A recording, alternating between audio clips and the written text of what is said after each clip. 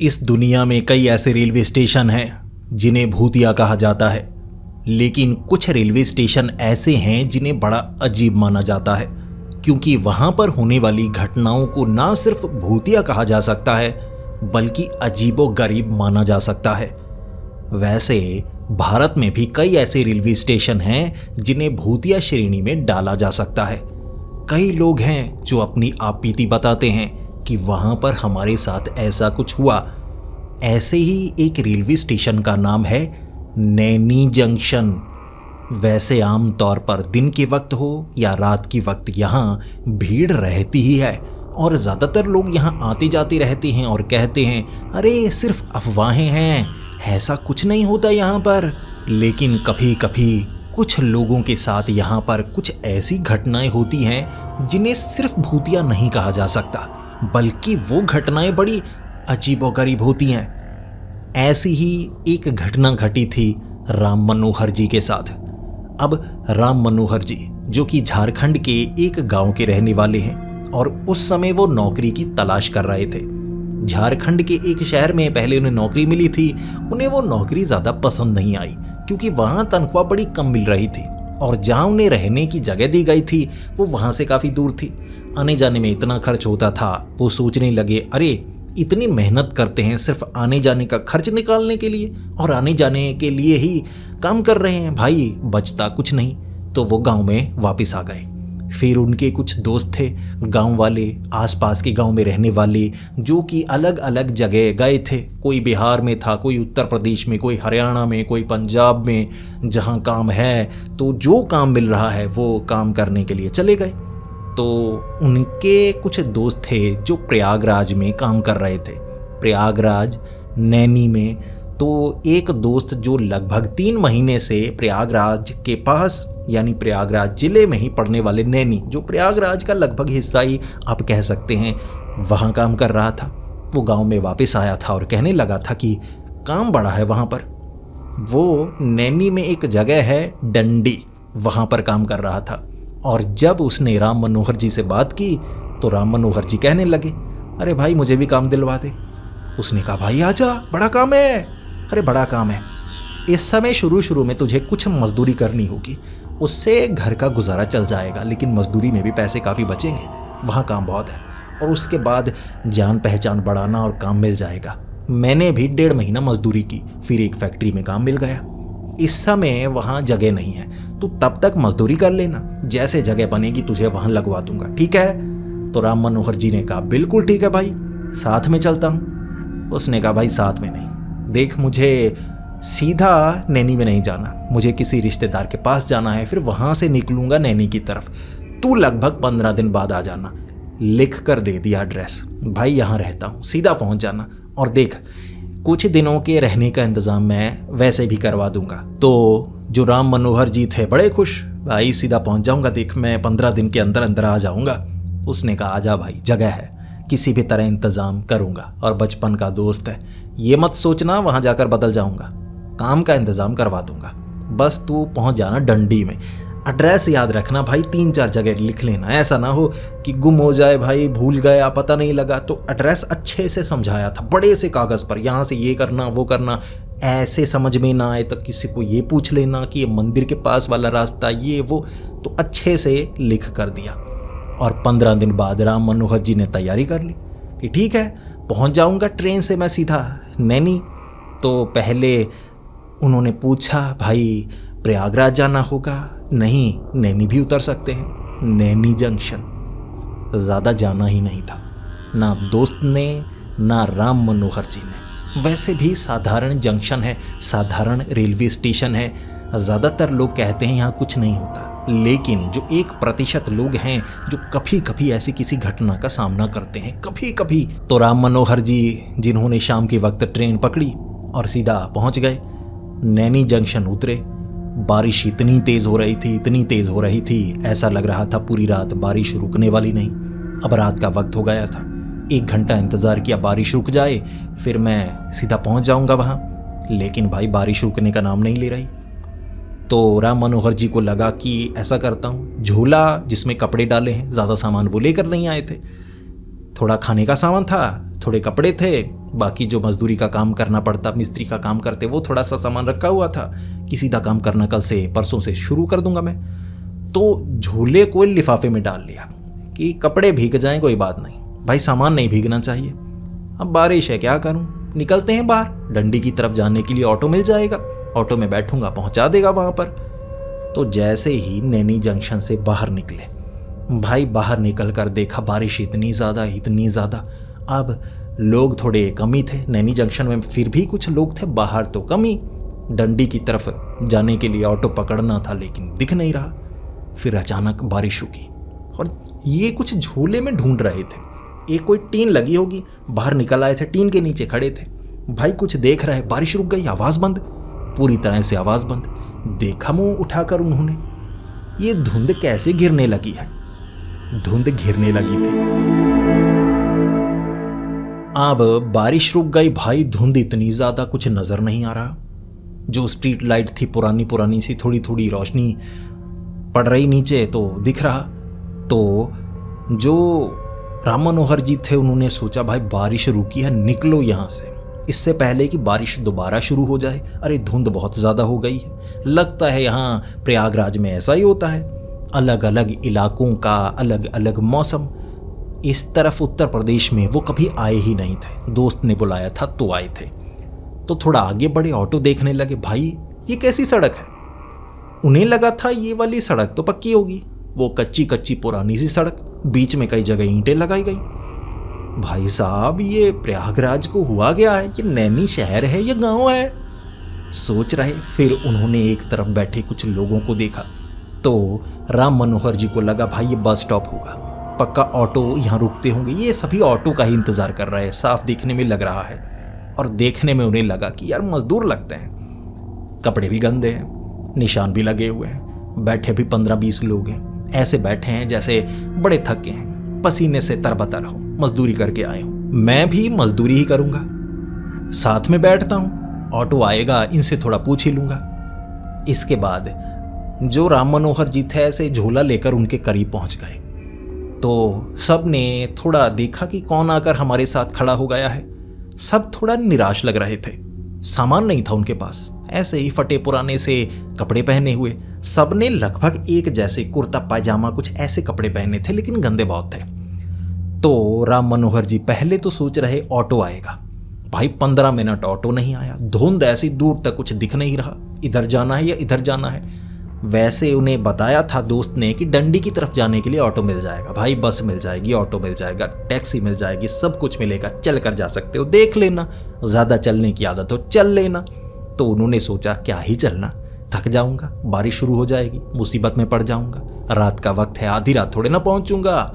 तो देख रहे ऑटो मिल जाए। अब भाई सारे बैठे हैं, ऑटो आ नहीं रहा, गाड़ी निकल नहीं रही, बाइक दिख नहीं रही। अरे ये कैसी जगह, कच्चा सा रास्ता बन गया है भाई, कोई दिख ही नहीं रहा। पूछता हूँ कौन है ये, मजदूरी करके आए हैं, मुझे हो सकता है ये बता ही दें, कोई शॉर्टकट हो तो। राम मनोहर जी ने एक आदमी से बात की, भाई साहब यहाँ कोई ऑटो बस वगैरह नहीं आती। उसने बस इतना जवाब दिया। बड़ा निराश सा लग रहा था, नीचे मिट्टी को ऐसे साफ किए जा रहा जैसे किसी और ही ख्याल में खोया हुआ हो, बड़ा परेशान हो। तो उसने ज़्यादा जवाब नहीं दिया, ऐसे ऐसे कर दिया। राम मनोहर जी जो कि थोड़े इंट्रोवर्ट थे तो वो ज़्यादा खुलकर बात नहीं करते थे, जितना काम हो उतना करते। तो घुलने मिलने में उन्हें थोड़ी परेशानी होती थी, किसी अनजान से बात करने में उन्हें थोड़ी परेशानी होती थी। तो वो थोड़ा पीछे हो गए, बात ही नहीं कर रहा यार। लेकिन सभी एक जैसे लगते हैं, एक ही जगह पर काम करते हैं शायद। फिर जो राम मनोहर जी थे उन्होंने हिम्मत की, 10 मिनट बाद ऑटो दिखाई नहीं, जाना किस तरफ है समझ में नहीं आ रहा, धुंध छंट नहीं रही, बारिश फिर से शुरू ना हो जाए। लेकिन भाई बारिश हुई है, धुंध कैसे हो गई, ठंड तो है नहीं, समझ में ही नहीं आ रहा उनके। फिर उन्होंने दूसरे आदमी के पास जाकर पूछा, भाई साहब आप यहाँ काम करते हैं, मजदूरी करते हैं? उसने कहा मजदूरी करनी पड़ती है, मन ना करे तब भी करनी पड़ती है। तो राम मनोहर जी को लगा भाई मजदूर हैं, मैंने जो सोचा था वो बिल्कुल सही है, अगर ये मजदूर है मुझे काम भी दिलवा सकते हैं। भाई इनसे पूछ लूँगा कहाँ हैं, क्या काम करते हैं, ताकि अगर मेरे दोस्त ने काम ना दिलवाया तो कम से कम ये ही काम दिलवा देंगे। जहां ये काम करते हैं वहां मैं काम कर लूंगा। तो राम मनोहर जी ने पूछा, जी कहाँ काम करते हैं आप? उसने कहा, जेल में। राम मनोहर जी सोचने लगे, अरे यार जेल बन रही होगी यहाँ, कितने दिनों का काम है जी? उसने कहा, काम तो बहुत लंबा है, मैं काफ़ी सालों से कर रहा हूँ। राम मनोहर जी ने सोचा, बड़ी जेल बन रही है, बड़ा काम है भाई, सालों का काम मिल जाए ज़्यादा अच्छा है। अब मजदूरी में भी अगर लंबा काम मिले तो कमाई हो जाती है, ये नहीं छोटी सी जगह बनाई फिर हफ्ता 10 दिन ढूंढते रहो, ऐसे महीना खराब हो जाता है। लंबा काम मिले तो मजदूरी में भी काफ़ी ज़्यादा फायदा होता है, और मेहनत से ईमानदारी से काम करो तो मिस्त्री का काम मिल जाता है, फिर आगे ठेकेदार का काम छोटे छोटे हिस्सों में करना, बाकियों से करवाओ, बैठे बैठे देखो, ये भी अच्छा है। राम मनोहर जी ने कहा, जी मुझे काम मिलेगा, आप मुझे काम दिलवा सकते हैं? उसने कहा, तुम तो जेल में नहीं लगते, तुम तो आज़ाद हो। तो राम मनोहर जी ने कहा, आज़ाद हूँ कहने का क्या मतलब जी आपका? आप जेल में काम करते हैं? उसने कहा, हाँ हम जेल में बंद हैं तो जेल में काम तो करना पड़ता है। फिर राम मनोहर जी घबराए, अरे यार कैदी लगते हैं, अरे कपड़े बड़े अजीब हैं, कैदियों के ऐसे कपड़े तो होते नहीं, लेकिन हो भी सकता है सबके एक जैसे कपड़े हैं। राम मनोहर जी सोच में पड़े, भाई अगर कैदी हैं तो यहाँ क्या कर रहे हैं? अरे नैनी जंक्शन के बाहर इस तरह से बैठे हैं मजदूरों की तरह, यहाँ क्या कर रहे हैं? और बेड़ियाँ वगैरह ऐसा कुछ तो दिख नहीं रहा, यार पागल बना रहा है वो आदमी। इसके बाद जो राम मनोहर जी थे वो पूछना चाहते थे अच्छे से, कोई सही से बात करना नहीं चाहता, उदास से, कोई तो गुस्से में। अब गुस्से में एक आदमी ज़मीन पर मुक्के मारे जा रहा, जैसे बहुत ज़्यादा उसे किसी चीज़ पर गुस्सा हो। राम मनोहर जी ने बात करने की कोशिश की, सभी का जवाब एक जैसा था, जेल में। सभी कह रहे थे कि हम जेल में हैं, जेल में हैं, जेल से बाहर नहीं। राम मनोहर जी को वो आज़ाद कह रहे और राम मनोहर जी सोच में पड़े, भाई निकलो यहाँ से, ये पागल लगते हैं यार, जेल में, ये जेल थोड़े ना है, जेल में कहे जा रहे हैं, मैं चलता हूँ। सामने से उन्होंने एक आदमी को देखा, भाई अंग्रेज लग रहा था, सूट बूट पहना बड़ा अजीब सा, तमगे लगाए हुए, फौजी लग रहा या पुलिस वाला लग रहा। तो राम मनोहर जी देखने लगे, अरे ये क्या पागलों का टोला है, ये क्या फैंसी ड्रेस कंपटीशन लगा रखा है यहाँ, सभी ने अजीब से कपड़े पहने ऐसे नैनी जंक्शन के बाहर, और रास्ता भी अजीब सा। जिसके बाद वो जो अंग्रेज था कुछ हद तक हिंदी में बात कर रहा और आकर कहने लगा, ये क्या कर रहे हो, कपड़े कैसे पहने हैं तुमने, घुटनों पर आओ। अब उसने डंडा मारना चाहा तो एक आदमी उठकर उसे पकड़ने लगा। तो जो राम मनोहर जी थे वो बीच बचाव करना चाहते थे, अरे भाई साहब कर क्या रहे हो, अरे मुझे जाने दो भाई, मुझे जाने दो, मेरे कारण झगड़ा क्यों कर रहे हो? वो जो अंग्रेज था वो तो मारना चाहता था, लेकिन ये लोग इकट्ठा हो गए, भाई पकड़ लिया उसे। अब पहले तो पकड़ा, राम मनोहर जी को लगा इनका झगड़ा आपसी होगा, कोई यहाँ के रहने वाले जो भी हो, मुझे क्या करना। लेकिन उसके बाद जब हाथापाई होने लगी तो राम मनोहर जी छुड़ाना चाहते थे, सभी लोग कहने लगे तुम उनके साथ हो या हमारे साथ हो। राम मनोहर जी ने कहा, मैं किसी के साथ नहीं हूँ। अरे भाई क्या चल रहा है मुझे क्या पता, मुझे जाने दो।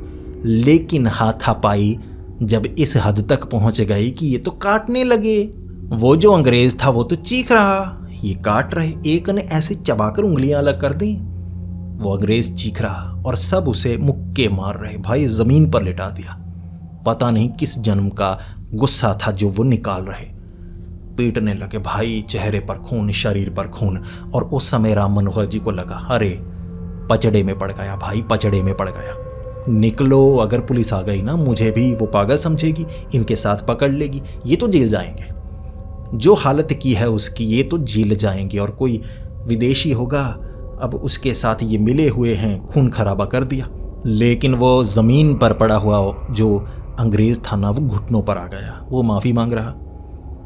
जिसके बाद जो मनोहर जी थे ना, राम मनोहर जी, वो देखने लगे, भाई उसके शरीर से खून बह रहा है, उसकी इधर जो गाल की हड्डी है वो निकल आई है।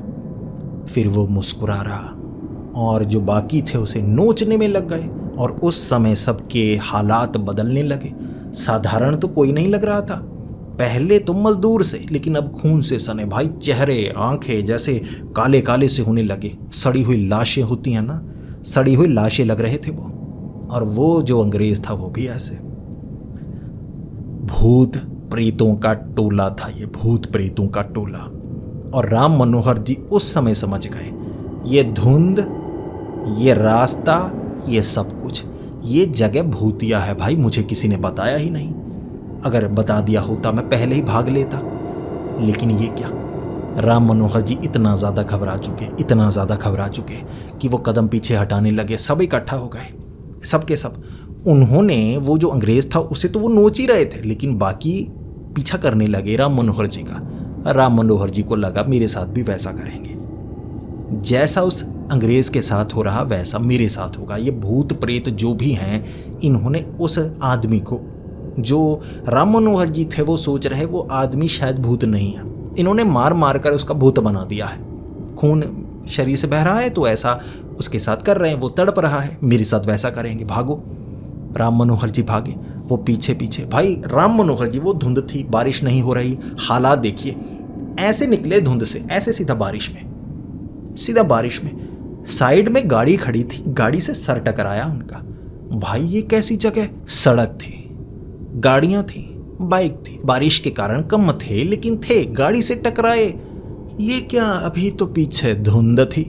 पीछे मुड़कर देखा, वो धुंध वाली जगह, वो कच्ची सड़क, वो लोग, वो अंग्रेज उन्हें नजर नहीं आए। पीछे से गायब, सीधा नैनी जंक्शन वाला इस तरफ का हिस्सा उन्हें दिखने लगा जहां से वो आए थे। तो जो राम मनोहर जी थे ना, उनके होश उड़ गए। वो तब तक समझ चुके थे ये एक अजीबोगरीब घटना थी, इसे वो किसी को बयां भी नहीं कर सकते कि भाई भूत पड़ा है पीछे, देखो पीछे क्या है, अरे सड़क है। वो एक अजीब सा दृश्य था जो उनके सामने प्रकट हुआ था और उन्होंने उसे महसूस किया। फिर वो निकले वहां से। भाई ऑटो बड़ी आसानी से मिल गया। पहले लग रहा था यहाँ तो कोई जैसे रहने वाला नहीं है, ये तो कोई जंगली सा इलाका हो गया है। भाई अभी लगा कि एक तरफ पेड़ वेड़ लगे हैं, क्योंकि रेलवे लाइंस के करीब का हिस्सा पेड़ वेड़ लगे हुए थे, लेकिन फिर भी ऑटो मिला तो निकले वहाँ से, पहुँचे अपने दोस्त के पास। वहाँ वो घर ढूंढा, कुछ पूछने के बाद लोग मिले। भले ही बारिश थी, लोग मिल रहे थे तो घर तक पहुँचे। भाई टाइम काफ़ी ज़्यादा हो गया था, लेकिन फिर भी उस समय लोग जाग रहे थे। तो दरवाज़ा खटखटाया, देखा दोस्त ने, कहा आ गया तू? अरे बड़ी देर वाली ट्रेन पकड़ कर आया। राम मनोहर जी ने पूरी बात बताई। भाई नैनी जंक्शन निकलते हुए बाहर ये कुछ हो गया मेरे साथ। वो जगह भूतिया है, रेलवे लाइंस भूतिया है, सड़क भूतिया है, क्या था वो? फिर वहाँ रहे राम मनोहर जी। अगले कुछ दिनों तक उन्हें काम मिला, पूछा, जाना और समझ में आया सच में कुछ लोग कहते हैं कि नैनी जंक्शन भूतिया है।